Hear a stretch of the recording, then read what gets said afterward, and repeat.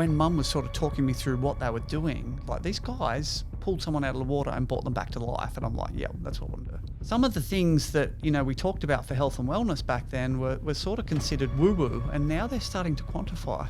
You have to tell people what you've noticed with that on. This is a lot better. I can't take it seriously. Hey, I'm Zeb. And I'm Maddie. And welcome to the We Don't Know Yet podcast.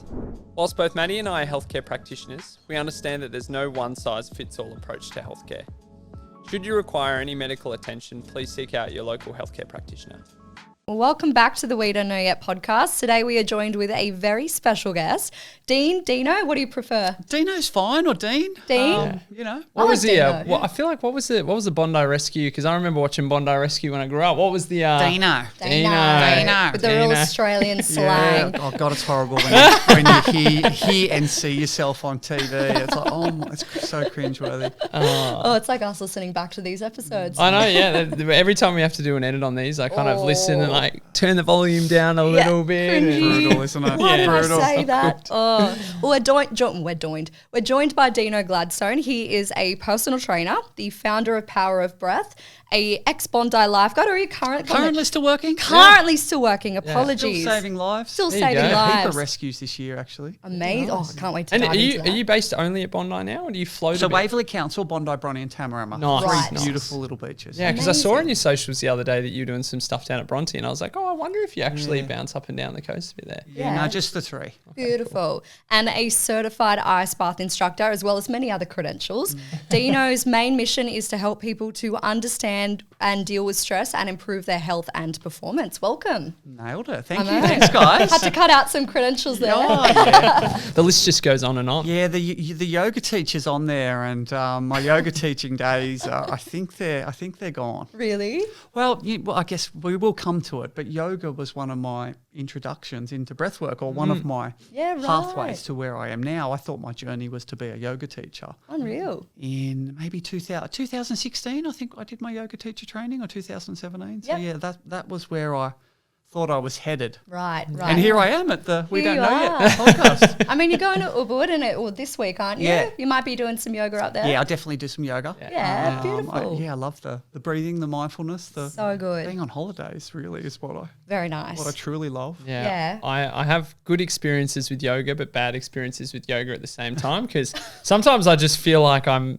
not strong enough in the positions that I need to be strong enough in, or I'm not focused enough to actually get through the entire session properly. I love seeing the videos of like the NRL teams doing it, and they're all just in so much pain. I don't know. I get joy I've from coached some of those guys through it. It's brutal. Now, Seb, as an osteo, is there an expectation that you're able to move your Look, body? there probably you should have be. an understanding There of- should be, shouldn't there? And to be honest, I try my hardest. I do get through a lot of movement-based stuff, but maybe I need to dive into the yoga space next. Maybe that's where I need to go. This is the opener. Yeah, it is. Maybe this is my intro to the That's journey. where the breath work comes into it. As you've talked about relaxation, or we touched about it before we went on air, but if you can properly relax, Yeah, you can stretch better. Yep. Well, I think stretching and relaxing are two things I need to work on. So I'm glad we're here to talk about it today. Preaching to the choir. Well, yeah. Yeah. Talk through us a little bit about maybe your journey before you got into some of the breathwork stuff. I feel like people mostly know you from your time on the famous Bondi The Rescue. show, Yeah. That song, that intro song. Okay, yeah, take me back. We'd like to take a break from today's episode to give a quick shout out to our sponsors, Drip Digital. They manage all of our audio and video editing as well as our social media marketing. Without them, the We Don't Know Yet podcast wouldn't be possible. So thank you again. So I was a dyslexic kid. Never diagnosed. Didn't read or write well. Still can't spell. Although predictive text has helped, and my brain has changed in the last couple of years as my diet's changed and my sleep's improved and a whole range of things. So doing university or anything like that after school wasn't really an option for me. Yeah. And I sort of struggled and bounced around, and I was trying to do something at TAFE. Anyway, I ended up lifeguarding at a pool. That was cool, but I was working till 10 o'clock at night and working weekends. And as a 19-year-old, all my friends were out, and I'm like, oh, this is not good. And did a plumbing apprenticeship, and I sort of enjoyed that, except it was a little bit dirty. What I didn't like was the dust. Yeah. So when we're under houses, or if you've ever chased a wall, there's just this, and I used to just get sick. Crawling out of underneath places yeah. with dirt all over and dust in so the face. it wasn't all bad plumbing, understanding what's going on, and picked up some skills. But yeah, ultimately wanted sort of something cleaner. And I was at the beach one day and the lifeguards were doing CPR. My mum's a nurse and she explained to me what they were doing, and they actually brought this guy back to life. Yeah, wow. Like, and I spent a lot of time at the beach and I saw the guys driving buggies, and it was a skill set I had. I sort of raced for the surf club. So we swam and board paddled and surfed, spent a long time in the water. It was something I was good at. So but yeah, when Mum was sort of talking me through what they were doing, like these guys pulled someone out of the water and brought them back to life, and I'm like, yeah, that's what I want to do. It's amazing. That would be such obviously a really scary experience as like someone so young, but also a very cool experience to ignite that passion. Inspiring Yeah. experience. Yeah. So it was, I didn't have many other opportunities, found something that I had some skills in, and it definitely seemed like the right decision. It's amazing. I'd done a plumbing apprenticeship first as well. Yep. So if you went straight from school, and some of the young boys do, and they go straight into lifeguarding, they don't truly appreciate it because they haven't dug holes all day for like $200 a week, which is what I was doing back when I was an apprentice. Yeah. So you said it taught me some life skills. And tick the boxes as well. I mean, getting in the water, getting out on the board. Yeah, and it was such a beautiful job. It really, I feel like the youth of today is maybe healthier than I was. We really drank a lot back then, which is maybe why I don't barely drink at all now. But when I started lifeguarding at Bondi, like there's just beautiful people everywhere, fit, healthy, you name it. It's happening. And if you turn up to work hungover and eating McDonald's, I just really felt out of place. Yeah. And it really, some of the older lifeguards are really health and wellness sort of orientated. Orientated. Not working in the industry, but they're just fit and healthy people. Yeah. And it was beautiful, some of those guys sort of encouraging me to eat fruit salad and all these things, and slowly changing my way to a better, healthier life. Oh, amazing. And how did you guys go with the transition of then, having the Rescue. show, roll in? Because that's a big, and we spoke a little bit off air about how I was a self-proclaimed lifeguard at Brighton Beach down in Melbourne, which I don't know if I can claim anything there, but the thought of you sitting in your chair watching like a very flat bay, my gosh. Yeah, and like obviously having a film crew come through and then film you guys on it day to day, was it a bit kind of like, whoa, what's going on? It was a long time ago. It was probably before you were born, back in 2005. No, lucky I'm older than that, everyone. Yeah, so there was no Facebook. It was a different world back then. Yeah. No YouTube. It was we were watching American sitcoms as a kid, and in the ad break, you used to have to run to the toilet and try and get a drink. So it was a different world for the young people listening. Yeah. But where was I? They started filming. Bondi was weird and wonderful. We were doing some pretty special things. It was unique. There's huge crowds. There's, one year we brought 12 people back to life. Wow. And the show followed that year. It was like, okay, this is pretty special. So we were seeing some weird and wonderful things, and it was always talked about, the opportunity to capture some of this stuff and share it. And obviously as well, very educational for the community from the perspective. Baywatch was hugely popular. Yeah. The educational bit, I'm amazed how much the kids pick out of it, because it's not your traditional education. It's not, don't swim here, you got to do this. Yeah. It was more fun. There was people getting into trouble. There was people tripping over and hurting themselves. Yeah. It was entertainment-based education. Yeah. And I don't even know if the angle was education or how it worked, but what they've done, they've captured real life. They've captured us making mistakes. They capture us swearing sometimes. They captured people dying. And they just portrayed it as sort of what happened. Yeah. They do dramatise it a little bit for TV. Some of the replay, when you watch it, like it is TV, but it's what happened. My partner growing up, he's 30, I think this year. 30. I should know that. A bad partner. He That's a big one. I know, big 3-0. But he grew up loving the show, and now he's such a stickler. Like, we'll go to the beach, and he's like, we have to swim between the flags. And whenever I go out, he's like, what are you doing? Get back in. But it's again, I feel like as a byproduct, he's soaked in those messages. My words aren't wording today.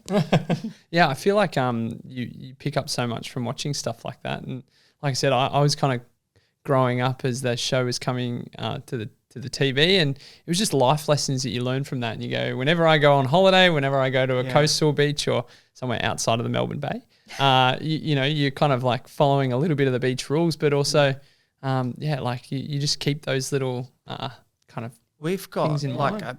so many stories where people have seen CPR and Bondi Rescue and seen someone drown and then actually brought someone back to life. Like, look, God, I got goosebumps chills, talking yeah. about. Yeah, wow. It's really special It's a very cool experience. to be involved with stuff like that. Like, it still gives me goosebumps. That's so weird. But yeah, it's to read these letters, to think that you've saved people's lives is something that I'm really grateful to be involved with. Yeah, it's absolutely. phenomenal. And how long did the show run for? Show's still running, mate. Still running. Still going. Jeez. Well, I don't watch TV really anymore. I don't Yeah, know. that's fair. That's true. It's the TV development world's changed. We filmed this year. It was a crazy summer for us. Amazing. Sorry. It's been a beautiful. Don't be sorry. I didn't have free to air TV for quite a while. I've just set it back up through the internet. Yeah, right. That's awesome, though. busy summer. Busy. You guys no doubt had a cracker of a summer. It was Yeah, we great. did. But yeah, that for the lifeguards, that means like Lots of double or time. triple rescues. And Yeah. coming out of COVID as well, there's tourists everywhere at Bondi. Yeah.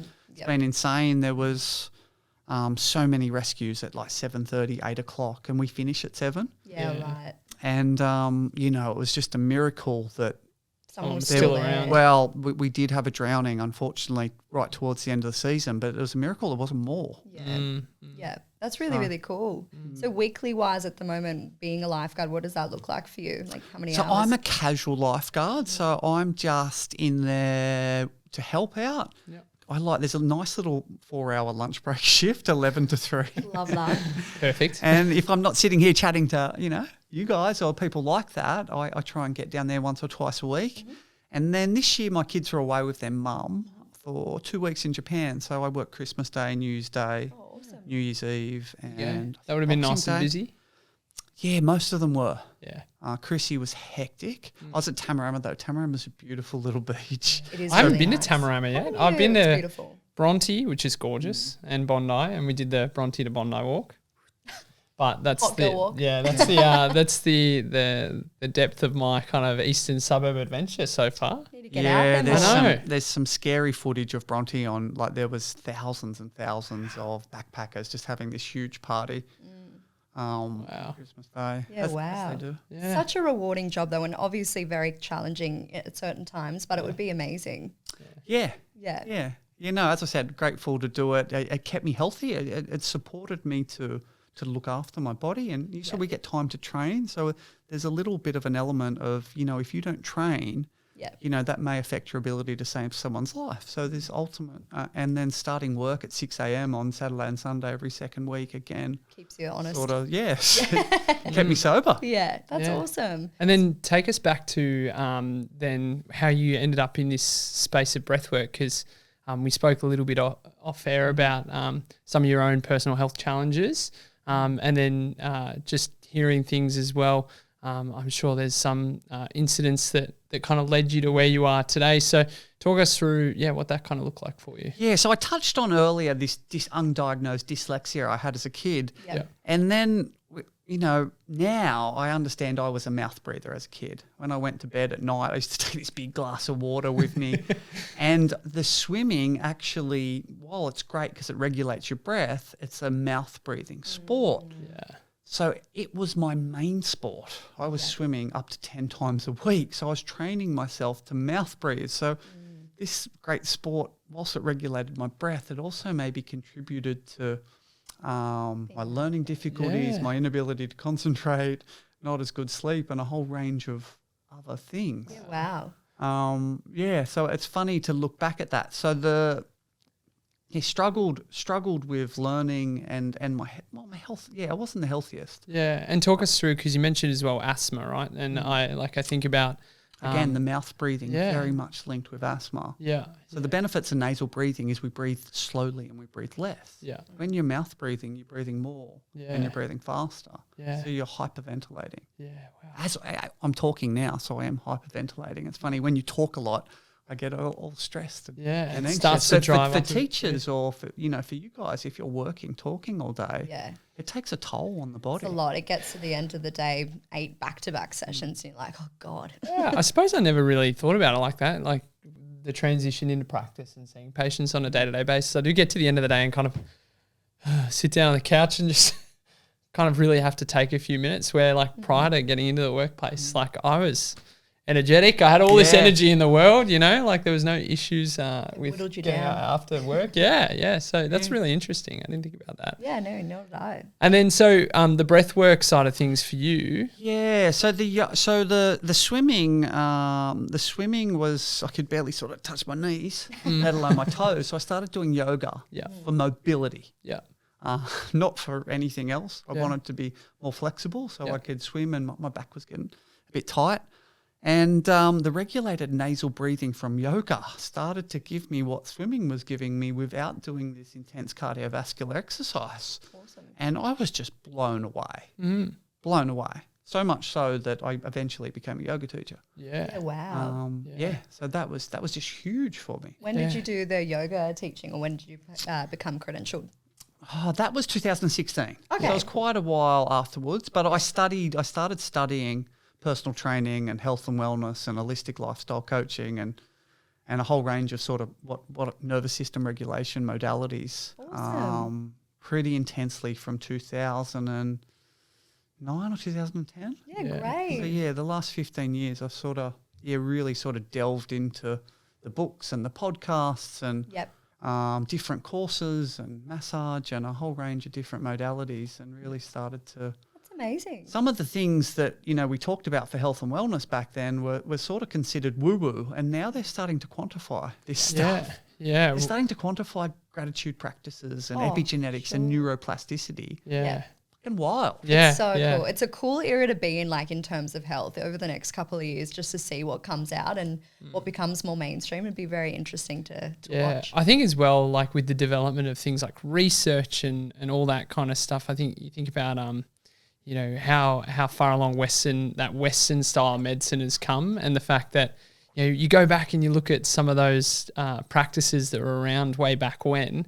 They've been doing this stuff since day dot, and then all of a sudden, we're now starting to make a little bit of a return to and merging some of that Western Eastern science together, and it's finding like a really nice middle ground. Yeah, well, the yogis were the first ones to exercise for enjoyment or for pleasure. Yeah, maybe 5,000 to 8,000 years ago. Wow. And they knew that breathing in the left side of the nose and the right side of the nose would balance the body and balance our energy. And science has just quantified that in the last sort of 40, 50 years. I know, we're so Well done, behind. team. Yeah. Seriously. Woo!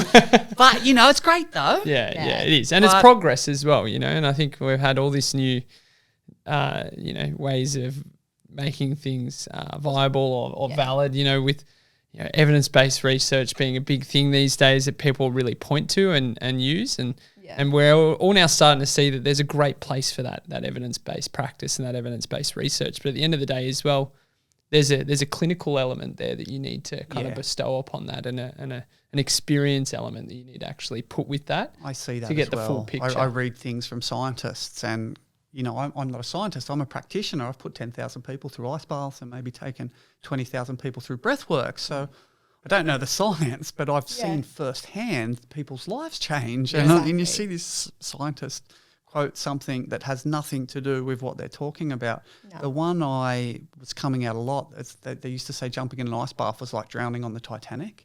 Really? What? I've never heard that. Well, it was doing the rounds recently. Oh my and God. it's when people drowned on the Titanic, they died from cold shock, supposedly. Yeah. Right. That's the circumstances are very different when Extremely. your ship is sinking. And you're stressed and you're... And you're in there for to hours. someone that's choosing to do a breathwork session and sit in a cold tub. It's just a completely different. Yeah. But sometimes these scientists write some stuff and these articles, and people want to get a couple of clicks, and I maybe try and get people in with some catchy stuff sometimes, but it's just nonsense. It's hard, isn't it? And it's hard to find that balance in the middle of it all too, because we've always spoken about the fact that there's far sides on in both parties, and then like there's your parties that are a little bit more in the middle, and it's nice to be able to kind of acknowledge across the board what's happening, but having a really kind of well balanced opinion and not being too far either side. But talk us through a little bit more about I watched a podcast that you were on recently, and you talked about an incident that happened back in like 2005, which also led you a little bit down the path of some of that breathwork stuff. Yeah, that was a game changer for me, the best and worst day of my life. So I was at the football having a beer, looking this way, and someone ran up and king hit me and knocked out my 4 front teeth. Crazy. Knocked me unconscious, sort of did some spinal damage. I rolled down 4 or 5 flights of stairs, woke up with the guy attacking me. And it was just this most horrible feeling because my tongue could feel that there was no teeth there. Yeah, there was teeth missing and teeth bent backwards. Far out. Yeah. So, ended up in an ambulance, went to hospital. Yeah, wow. They managed to sort of salvage a couple and then I got 1 fake tooth. Yeah. Doesn't look fake, looks real. It actually, they've done a good job. Pretty good job. It's stuck there with some metal in the back of my mouth, which is not ideal. But so after that I had post-traumatic stress, anxiety. Yeah, understandably after an event like that. I started to develop allergies. I used to scratch myself till I bled at night. Yeah, so dermatitis, eczema, that sort of stuff. Yeah. And I quickly it took a while, banging my head round and bouncing around from doctor to doctor, and the medical system wasn't really able to do much for me apart from give me sleeping tablets and anti-anxiety medication, and that just wasn't my thing. And I found this really interesting because you talked about the Czech practitioners. Yeah, eventually I found a Czech practitioner. Yeah, something I'd never. Republic? No. Paul Czech. CHEK. Yeah, corrective exercise. Yeah, and I'd never really heard much about the Czech practitioners. Did you have a little dive? Man, I did. I had a big deep dive into it because the episode you spoke a little bit about, but I wanted to find out more because, like I said, it's just one of those things that you'd never really, when you don't hear about it, you don't know about it. So I just kind of dove straight in, but it was fascinating. And like, they're very holistic. So from an osteopathic perspective for me, like we're very holistic practitioners when we practice. It was really interesting to hear some of the similarities of our practices and some small differences and things that they focus on too. But talk us through that experience a little bit as well. Excuse me.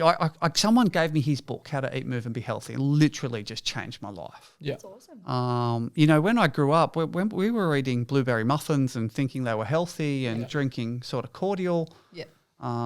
Just Ribena. Yeah, like a low-fat diet. I remember my mum could never have butter, so she always had margarine in the house. So I thought margarine was healthy. Yeah. Someone said that to me the other day, and I'm like, it blows my mind people still think that. But, it's like, well, listen, here's some research on butter and eating saturated fats, and it isn't all bad for you.Maybe have a look at it and maybe try it and see how it feels for you. Ended up with a Czech coach named Aaron McKenzie. Right. And it was, I paid, like, it was expensive, like $120, $150 for 6 sessions. I had to pay for them all up front. And then he talked about love and forgiveness in this first session. I'm like, this bloke's an idiot. I've just wasted. What have I signed up for? What have I done? I'm like, he's like, you got to forgive the person that did it to you. And then he's going through my life, talking about what traumas I've had and asking about my parents. I'm like, mate, can you help fix me? Like, I want to. Yeah. And eventually we got to that. And it was the most amazing, thorough assessment and then education on diet and nutrition and that I'd ever been involved with. Yeah. That's amazing. And I'd bounced around for lots of physios and chiros over the years. I remember one of my chiropractors used to adjust me. I used to go 3 times a week. Quick adjustment. He'd go, don't sit down for 20 minutes. No corrective exercise. No diet. No nutrition. No sleep. No nothing. Just a quick crack, and then be on your way. 3 times a week. It just, I look back, and it just disgusts me. People like that. If you don't know, then you're just like, oh, must be what I'm meant to do. Yeah. And it's that whole, and we've spoken about it before, and the whole education aspect. It's refreshing to actually know what the practice is or what the modality is and the changes that you're hoping to see, or going through and unpacking that a little bit further so that you're actually aware of it yourself. That's awesome. So with the Czech practitioner, is that where you learnt the tool of breathwork? They touched on diaphragmatic breathing in Czech. It's very, very holistic. So, the breath, and then studying more breathwork specific stuff, it was a great way to delve into all the other nervous system regulation stuff. Yeah, awesome. Because essentially, everything we eat, how we chew our food, what sort of state we're relaxed in, all these lifestyle modalities, they're sort of covered in the Czech principles, but then also very much connected to breathing. Because that's a huge way of how we downregulate or assess whether we're stressed or anxious or... Yeah, for sure. Absolutely. So from that incident, which would have been so horrific, and obviously it was really nice to hear that you were like, it's the best and worst day of my life. Obviously it led you on the path you are now and changed your life for the better, but still nonetheless a horrible thing to go through.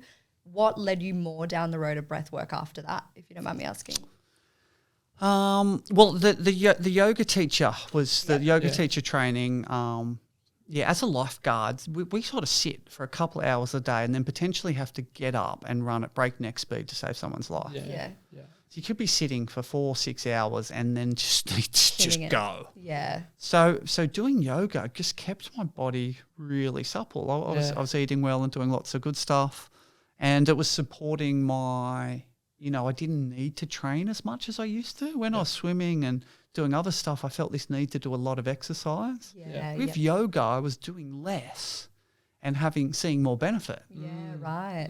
I was doing yoga and a little bit of corrective stuff, and then I was still as fit, if not fitter. Yeah. My body was better, my posture was better. Yeah. Everything was better, and I was doing far less. So good. There's such this misconception that yoga, and obviously there's different practices of yoga, but when my partner often talks about yoga, he's like, oh, do you just stay in a position for a couple minutes? I'm like, no, you come give it a go. It's pretty hard. Yeah. It's so good. And like you said, different practices of it. I just remember we were in Bali a few years ago, and I was with my brother, and it's quite funny because my brother's he's a bodybuilder. So he's very heavy set. Anyway, he can throw some serious weight around. But this lady, we're in a yoga studio in Sanua in Bali, and this lady was giving us all these different positions to do. And both of us, we both felt pretty well physically capable of doing some of this stuff. And you get halfway through the session and we were just kind of like, oh my gosh, done. Like my brother couldn't even get into some of the positions because he couldn't move, It's just crazy. It is hard for guys to get in some of the positions. Yeah, the exactly. girls can get into this is true. Range of motion. But so breath work was my passion back then. But I thought the yoga teacher training was my direction. Yeah. And then I had started doing Wim Hof, come across, podcasts and bits and pieces multiple times. Yep. And then he came to Australia. And then so I did his online course and went and saw him. And the Wim Hof breathing just used to, because I was mouth breathing at night, I used to wake up feeling like shit every day. Yeah. And I was just, it was after the assault and I just couldn't quite get my mojo back. My diet was on point. It was organic. It was clean. It was gluten-free. My water was filtered with a pinch of salt. I was doing all the stuff, but still not. And then started doing Wim Hof and just... After a session of breathing in a cold shower, I felt truly amazing. Great. I'm like, this is magic. Yeah. That's really, really magic. Cool. Did you find from that experience doing the breathwork stuff really helped you heal from the PTSD sort of side of things? I think I had gone through the healing, most of the healing process already. Yep. I'd sort of found some gratitude for what happened. Yeah, worked with that. Worked with that. I was sort of grateful for the direction. I'd taken some things out of it. Yep.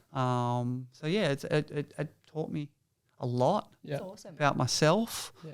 And really, when I was sort of I was a full-time lifeguard back then. Yeah. Been on the beach for 15 years. I was having some issues with management and the way things were run. Yep. Told one of my bosses, sex and travel, get fucked. And it was time to have a sort of career break from lifeguarding. Ended up sort of having 12 months, 15 months off maybe to study health and wellness. So I went and travelled, trained with Wim Hof. Amazing. Did a whole range of other things, got stuck back into my Czech study. Yeah. Did some more yoga stuff and then started working with people one-on-one. And because the yoga teaching was hard. There's so many brilliant yoga teachers out there and they don't get paid as well as I think they should.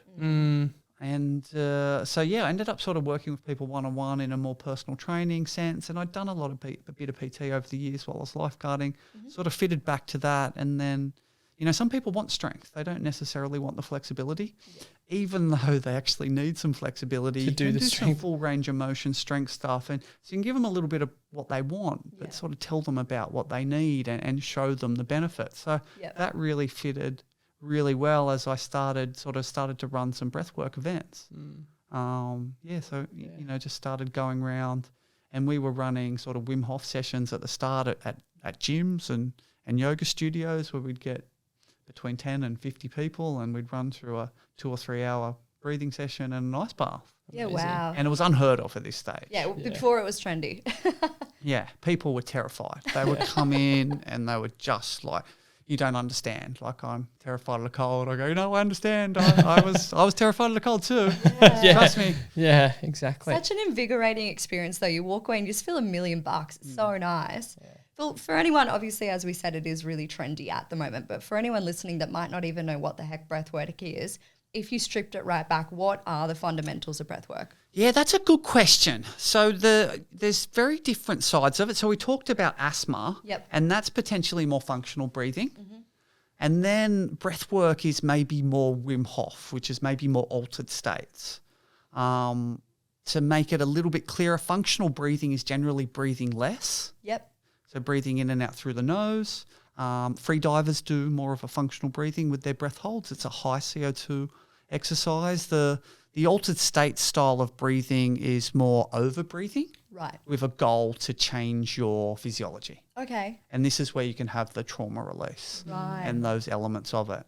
So generally, potentially breath work is more and then functional breathing would be breath holds and slow styles of breathing to improve performance. Yeah, awesome. Okay. And I did a breathwork class once, and I don't know if this has merit, but the instructor at the time said that not functional, the like more Wim Hof style. Super ventilation or... Yeah, does it cut off oxygen to the brain? Is that right? Yeah, you go quite hypoxic. Yeah. So Wim, God love him, I'm very grateful for Wim, but Wim, he talks about getting more oxygen in and oxygenating the body.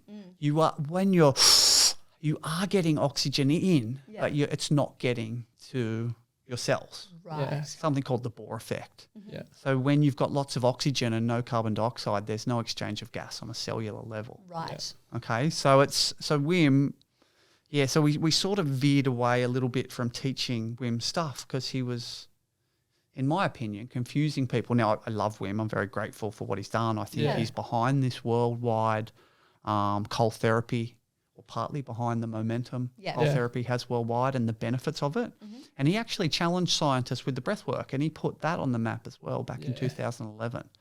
He challenged scientists to quantify the benefits he was getting from breath work. That's great. Yeah, so the game really changed back then when Wim challenged scientists to, and they were able to quantify him influences his immune system. His innate immune system was what I was trying to spit out. Yeah. Oh, there's definitely merit in it as well. And look, similar to us, like you learn the fundamentals and you learn the practice, and then you can develop your own style and find your own flavor. And so with a lot of the breathwork stuff that you're doing at the minute, what does the style more look like from your perspective? Yeah, it's getting people to understand stress. So we're able to, with the intense styles of breath work, you're actually inducing a stress response by intentionally getting people to hyperventilate. Now, this can have people crying, people laughing, people having visions and colours. But if they come in and out of a stress response, this trains them to come in and out of a stress response. So essentially, stress is not a bad thing. This is one of my key messages as well. People think, stress is bad. Stress is exercise. Stress is sauna. A little bit of stress is good for us. So this is where understanding stress and that hormetic stress or that hormetic dose of stress where the body responds positively to it is really important. And then educating people potentially or teaching them to come in and out of a stress response, maybe through some Wim Hof breathing. And practicing some functional breathing, and then maybe throwing an ice bath in there again, adding that stress response and seeing if people, seeing if people, but they're choosing to do it. And we talked as well. We've had a few people on to talk about stress now, but from the perspective of acute stress, like a real short-term stressor that's that's, it's not sustained for really long periods of time or in a scenario of chronic stress is really beneficial from that perspective. You get some of those key physiological changes. You get, like some really nice responses in the body itself.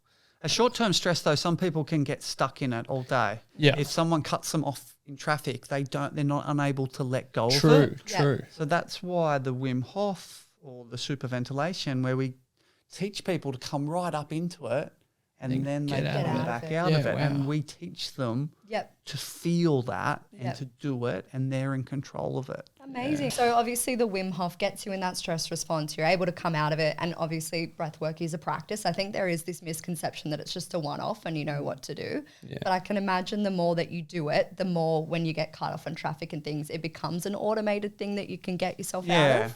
Is that right? It is. But again, if people don't know the benefits of what they're doing, they're not going to understand it. So like people were just doing it and then thinking they're going to be better at holding their breath underwater, and potentially, some of these people can drown and die from doing that. So it's really getting people to understand what they're doing. The education part is really key. And when you do run a session, do you explain that at the start of the session? It's a 2-3 hour session, really go through. There's a lot of functional breathing stuff at the start. We hit as yogis, we were quite dogmatic about nasal breathing. Particularly at the start. It's like, I have to breathe in through the nose, whereas now we're a little bit more less dogmatic. We're flexible with it. But really, we do bang home the benefits of nasal breathing, which is, I guess, I don't know if you guys are going to try this at some stage. Introduce us to it. What is it? So one of the game changers for me, and I touched on it earlier, was I was mouth breathing at night. Potentially through my whole life, my dyslexia as a kid, my inability to concentrate and struggle, my learning difficulties can be, I don't want to, increased by mouth breathing. Exacerbated. Exacerbated by mouth breathing. So after Wim Hof, when I really got serious about breath work, I studied with a guy called Patrick McEwen, who wrote the book The Oxygen Advantage, who I teach Patrick's work now.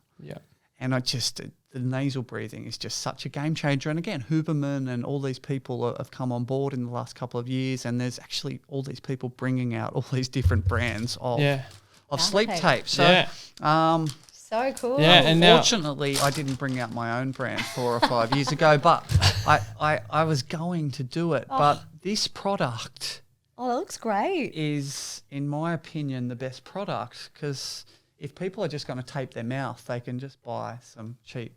You'd have a heap. The little 3RM rolls. And you can buy that for $4 at the chemist and tape your mouth. And now there's people selling stuff, and it's sort of the I problem. don't want to sell stuff to people that they don't need. So this stuff changed my life. I was just using the other tape, by the way. So you just sort of stretch it around. Give us a demo. Goes like that. Cool. Don't stretch it too far, and then it just encourages my lips to stay together. They're not like they're sewed together. Which is good, because my biggest thing with trying the mouth tape at night time has been, I go to sleep at night, mouth tape's on. I wake up in the morning, it's disappeared.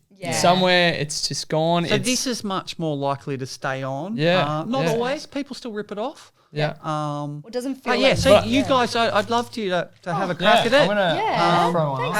Don't throw it on now. Swap it out at night and just see how you go. I definitely will be. Does it rip off the hairs for the guys? I'm sure. There's a special beard tape. And Seb, so you're already mouth tape. Maybe you could tell people what you've noticed. Oh. You have to tell people what you've noticed with that on. This is a lot better. I can't take it seriously.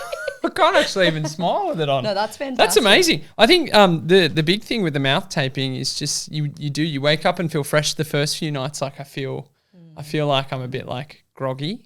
Like when I first started trying to implement it, I was like, you wake up a couple of times throughout the night because you're just trying to adjust. Yep. I also think this is nicer because of the fact that I can still not talk or sneeze. But my mouth doesn't feel like it's staying shut, but it also doesn't feel like I feel threatened, because that was a big thing as well for me when I was starting out. It was like, you put the mouth tape on and you literally can't. They tell you to start with one strip over the top and then go to 2 strips and then go across the mouth. But I felt a little bit threatened, like even if I wanted to open my mouth at night time, I couldn't. No more with this. Yeah, I was about to say, I can actually. Yeah, for people with stress and anxiety, the idea of taping their mouth shut It's horrifying. is horrifying. Yeah. This is unreal, though. You know, the people with trauma, like there's just no chance they can do it. So it was sort of designed for kids. Yeah, that's great. But yeah, I sell most of it to adults. Yeah, I was about to say. I bought some to put it on my son. Yep. And then I started stocking it because when I'd work with people one-on-one, I'd like, listen, I've got this. If you know, it's $40. You know, the other stuff costs $4. Yeah. But ultimately, it's 90 nights of better sleep. Yeah. Potentially, you can retrain. Some people are able to retrain themselves in that 3-month period. Yeah. Where they start to breathe nasally again, and then if you don't wear it every night, if you wear it every second night, it lasts sort of 6 months. So it's I don't think it's a bad investment. When non-pharmacological, like it's considering what people are taking. Yeah, exactly. Sleep. Coffees, like even just energy pills and things through the day. Yeah. No, it's good. Yeah. Do you bit off topic, but do you ever use the nasal things that open up the septum? I've had a deviated septum operation. Oh, okay. So I sort of went through that when I was going through everything. I was when I was hypersensitive to food post-assault, when I was really anxious. Yep. If I had a little bit of gluten or a little bit of vegetable oil or too much sugar, my system would just shut down. I'd scratch myself and my nose would block up. Yeah, right. So my body used to tell me what Too you've done much. is wrong. Yeah. Yeah, wow. Yeah, So cool. it was I was this freak that used to have to cook all my own food. Everything was gluten-free and organic and cooked in the right oil. And Well, I think it's the thing with health, though. It's so individualized. If you found that that's worked for you, that's unreal.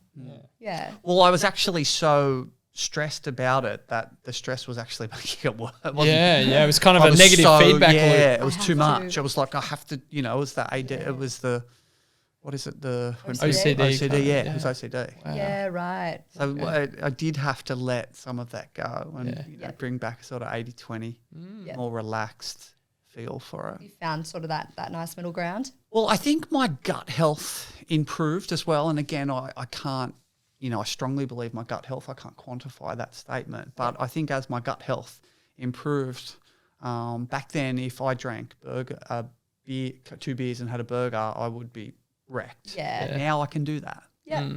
So there's sort of this good. It's like a bit of a balancing Back then, act. it used to stop me from doing it. Yeah. Now I know I can get away with bending the rules a little bit. Yeah. And I've really got to sort of get back on the straight and narrow. Actually, I've sort of It's always working 7 days a week at the moment. I've sort of lost I know. some of my Really? discipline to keep up all those good habits. Oh, I was saying that to Zeb the other day. Like, as someone who used to exercise most days, I'm lucky to get in like 3 exercise sessions a week now. I'm like, I need to get back into it. It's so hard. It's though when hard. you sort Life of gets drop in. the- Life Don't gets have in the kids. way. Yeah. Side tip.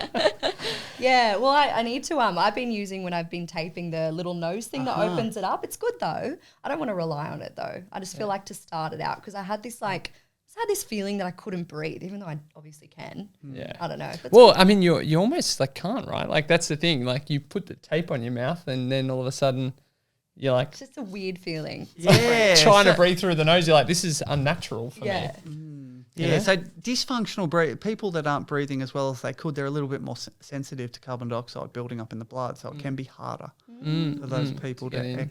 breathe nasally. Oh, there's such merit But in it. as you build, and so mouth taping at night will help those people. Yeah, and that's the thing. It's a bit of a progressive journey. Don't just throw it in the bin after the first night and be like, "That's it, I'm done." Like it takes a few sessions to kind of get in rhythm. Well, yeah, it's sort of 3 months is the recommended window. the goal. Yeah, with 90 strips of tape. Yeah. New habit, 3 months. There you go. Fair enough. Change things around. Some people go really quick, and then I'm still using the tape a couple of nights a week. Yeah, just just keep to in sort of routine. retrain. Yeah, I sort of come back to it. Yeah. So obviously you do a lot of breathwork stuff. In terms of in the community, and we obviously chatted off air about your work with more of the athletic population, which we'll get to. But with the general community, what do you do at the moment in terms of like frequency of the sessions?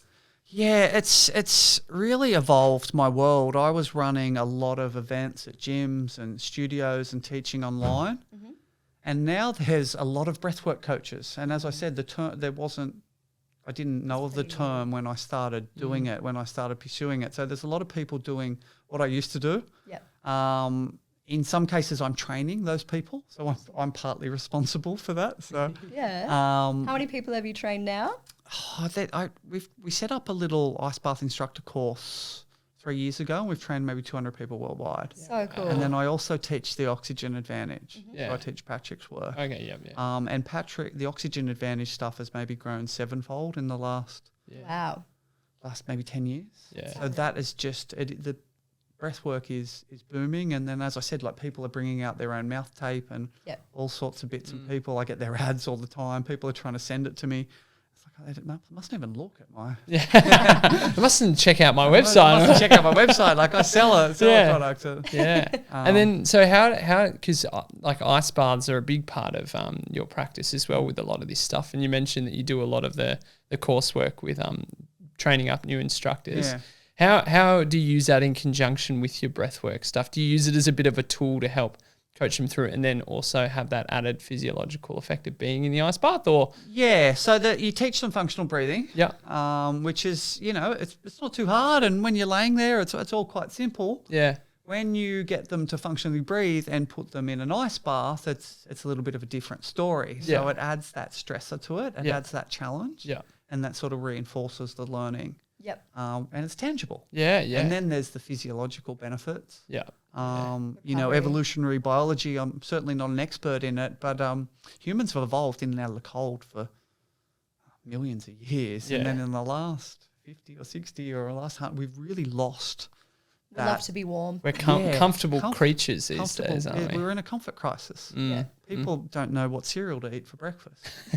Like they've got 10 dilemma. cereals, and and obviously I would suggest none of them. Yeah. And these people probably haven't experienced intermittent fasting, and they think that getting cold's bad or missing a meal's bad. So understanding that, hang on, there's actually not only is it not bad, Yeah. for some people it's actually really beneficial. Yeah, absolutely. Yeah. So with your, you go. with the stuff that you're running down at Bronte, is it Bronte at the moment? Yeah, I've got a little studio at home. Yep. So I teach out of that studio. I run one session every week. Awesome. And then it's all over the place. Yeah. The community my stuff, work, it kind of bounces around a little bit. Well, there's Olympic swimmer I'm working with, Manly Seagulls. Yeah, that's great. Unfortunately, I'm spending more and more time behind a laptop. I've got courses on apps and bits and pieces, and just trying to manage it all. business The owner. corporate stuff. Yep. Yeah. Corporate work is fantastic. And we've also they pay well. Yeah. Yes. And I feel like a lot of workplaces are investing in that sort of They stuff are, for their yeah. employees. Even I these days am doing so I do on the side. Yeah, I do a lot of corporate stuff for workstation ergonomics. So like going in and actually having a look at their environment in these big offices in the city where these people bury themselves for like 10 hours a day, and they're just Does stuck pay there. well. Yeah, In it does. peak COVID, I was doing online cooking videos for like some of the big corporations, and you do bugger all. Get paid quite well. It was nice. Yeah, well, and as well, like you said as well, I think there's a big emphasis on health and wellness now. Everyone's trying to make sure that they're ahead of the game. They're keeping their that's the thing. Like keeping your employees in office and in work is such a big thing in today's day and age. So Keeping them healthy and happy. Yeah, avoiding the Um, turnover. if they're not breathing well, they're less likely to be healthy and happy. Yeah. It's exactly. really simple. That's great. And do you do? We've seen a few videos of you doing the big community ones where heaps of people flock down to the Yeah, beach. I think you had one. Was there one at Bondi? One at Bondi, we while ran ago? for a mental health charity. We Yeah. sort of had maybe 400 or 500 there, and then we broke a Wow. world record in Perth with one of the guys that we trained. He did our course, Yeah. and he organised, I think it was like 560 people ice bathing simultaneously. Wow. Oh my God. And then a couple of people sort of didn't make the 3 minutes or had their hands out, so they got struck off. Right. So I don't know what the official number was, official- but we had official Guinness tally. World Records there. Wow. So that was So That's very a couple cool. but they're huge community events. They they're social. Yep. They get people outside. Yep. They get people meeting people. They get people out of their comfort zone. Yeah. And it just does wonderful things for the community. Even just finding like-minded people versus meeting Like-minded. people at pubs and clubs and things, Yeah. if that's not your jam. Yeah. Well, alcohol's problematic, right? Yeah, yeah. So Not a healthy meeting space in the bars and the clubs. It's much better to get out and. We were talking a little bit off air about our origin story, how everyone's getting into run clubs these days. They're like the new trend, the new fitness trend. But even getting out to some of these events with the ice bars, they're just great ways of getting out and being a little focused on health and wellness and having a little bit That's of a right. different perspective. Yeah.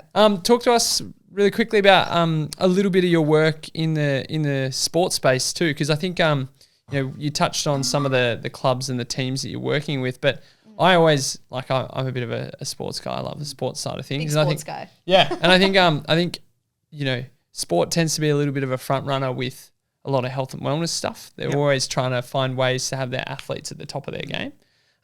You've done some work, like you said, with some NRL clubs. How do you find the performance side of that with some of the breathwork stuff, and how do you find actually going through some of this stuff with the sports people? Yeah, so it's interesting. I have professional athletes come and seek me out and come and see me and pay me. Yeah. And then I have when the NRL club, when I work with Manly and Parramatta, when they pay me to go and speak to their players. Yeah. So when an athlete seeks me out individually, they're really interested in what I've got to say. They're really focused on their performance. When I go to a club, sometimes I've got to try and get everyone's attention. Yeah. And they're not as well invested. Now, this is the same with, I don't want to pick on athletes, this is the same with corporates, right? Yeah. They're at work, they're being paid to do a course. Yeah. Some of them just aren't interested. Yeah. So it's trying to gauge their interest. And it's a skill, but I believe I'm getting better at it. So it's trying to link it to improve their performance. Yeah. And you think about, I think about high pressure situations, right? So in perfect example with athletes is, scenario of grand final, that heightened stress response of obviously then them being in a grand final and playing in front of thousands. This one moment that's coming up. Imagine the goal kicker that's kicking the goal. For the year. So I can imagine there's it's life-changing. It's a life-changing event. And I can imagine that there's I feel like they would talk to their sports psychologist. They would have so many, a nice team, having some of this breath work and mindfulness stuff to actually go through in some of those real heat of the moment kind of situations would be almost... Well, the breath work will support everything that they've done. Yeah. It supports their nervous system and helps them regulate themselves. Regulates their body to tap into what they've worked through with sports psychologists or mindset coaches or what they've done, or just gets them in a state where they can relax, think clearly and do what they need to do. Yeah. So It supports everything Have you heard that they've done. It lowers heart rate, it lowers blood pressure. It gives them something called spatial awareness. Yeah. So nasal breathing is linked to being in a flow state where you're able to see your surroundings. When you're in fight or flight, you're just in this tunnel mode. Yeah. So a centre or something that's relaxed, he's had an opportunity to take a couple of nasal breaths. He's got this sort of visual of the field, and he's maybe been able to anticipate an intercept, right? Yeah. Because he's looking round and he can see or he's maybe able to see who's injured. Yeah. And he'll run at that player on the next. Cool. Next play. Yeah. Have you heard some athletes sort of come back to you after you've done a session or worked with them one-on-one, being like, thank you so much? It's awesome. That's so cool. Seeing goal kickers kick better, there's a whole range of awesome stories. Yeah, it'd be so We're rewarding. sort of getting back, and some people don't know, and there'll be people out there that still don't know, and it's like, oh yeah, I mouth breathe, and it's like, well, it's not good for you, and they're like, really? And it's like, oh yeah, try this. Yeah. Like, wow, My life has changed. yeah, life has changed. Yeah. Even just with the anxiety and depression and, some other mental health stuff, I actually don't know any of the literature supporting it, but from personal Huge. experience, it's massive. Dysfunctional breathers are sort of 60, 70, 80%. Yeah, and we were talking about off air about how a lot of the time now the university degrees are starting to include some sort of mindfulness or breath work or meditation or something in a chronic pain scenario as well. We went through our course and had a chronic pain segment where they spoke about different strategies to help people settle some of those biopsychosocial factors that are influencing their pain and their overall health. Yeah. And, mindfulness, meditation, breathing makes such a big part of that kind of management. And it's something that, sometimes in the treatment room we don't really get to unpack a lot just because people aren't really well educated on a lot of that stuff at the minute. But I think it's something that's definitely starting to make headways in even the clinical space. Yeah, it's exciting times. Yeah. And even just the responses that you have from it each and every time. As I said to you off air, sometimes I'll be crying. Yeah. Sometimes it's bright colours. I think last time I did it, my pop came up and hugged me. I was like, this is so cool. Yeah. It's just I don't know if I'm imagining it, but it's unreal.